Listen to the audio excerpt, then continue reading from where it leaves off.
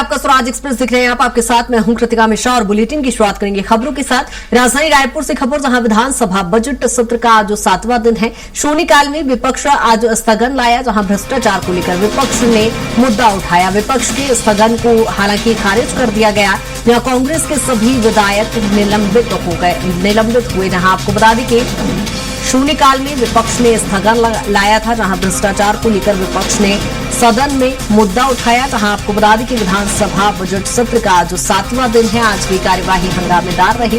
विपक्ष के स्थगन को हालांकि खारिज कर दिया गया।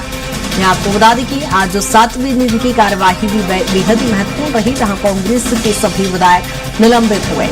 भ्रष्टाचार को लेकर विपक्ष के द्वारा मुद्दा उठाया गया था। और इसी पर ज्यादा जानकारी के साथ दिलीप हमारे साथ जुड़ गए हैं। दिलीप, आज बजट सत्र का 7वां दिन था कार्यवाही का, क्या कुछ कार्यवाही को लेकर फिलहाल अपडेट?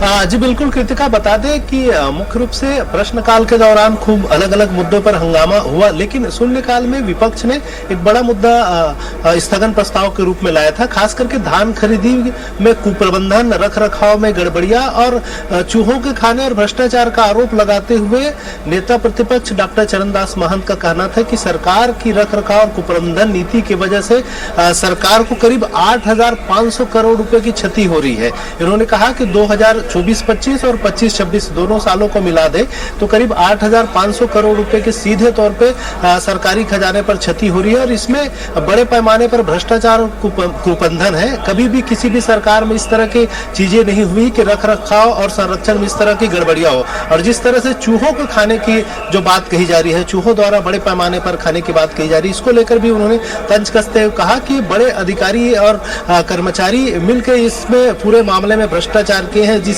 अलग अलग चीजों के थ्रू सरकार की ओर से ढकने का प्रयास किया गया है। तो इस पूरे मसले को लेकर विपक्ष की ओर से सभी नेताओं ने इस पर स्थगन प्रस्ताव लाकर चर्चा कराने की मांग की। वहीं इस बार जवाब देते हुए सदन में ही खाद्य मंत्री दयालदास बघेल ने साफ तौर पर कहा कि सरकार प्रतिबद्ध है। बीते साल 25 लाख किसानों से धान खरीदी की गई थी, जिसमें करीब 149 लाख मीट्रिक टन धान की खरीदी की गई थी, जिसका रख रखाव और तमाम चीजों किया जा रहा था। और 67,000 संग्रहण केंद्रों में ये धान संग्रहित थे, और जिसमें यहाँ जो भी गड़बड़ी के मामले सामने आए थे, ऐसे 78 लोगों को कारण बताओ नोटिस जारी किया गया है। और साथ ही साथ राइस मिलर्स ने जो धान नहीं उठाया है, उनके भी जांच की जा रही है। और जिस तरह से चूहों द्वारा धान खाए जाने का और भ्रष्टाचार का जो आरोप विपक्ष लगा रहे हैं, इसको उन्होंने सिरे से खारिज किया। हालांकि विपक्ष ने इस पूरे मसले को लेकर स्थगन प्रस्ताव को ग्राह्य करके चर्चा कराने की मांग की, लेकिन सभापति ने मंत्री के जो वक्तव्य आने के बाद इसे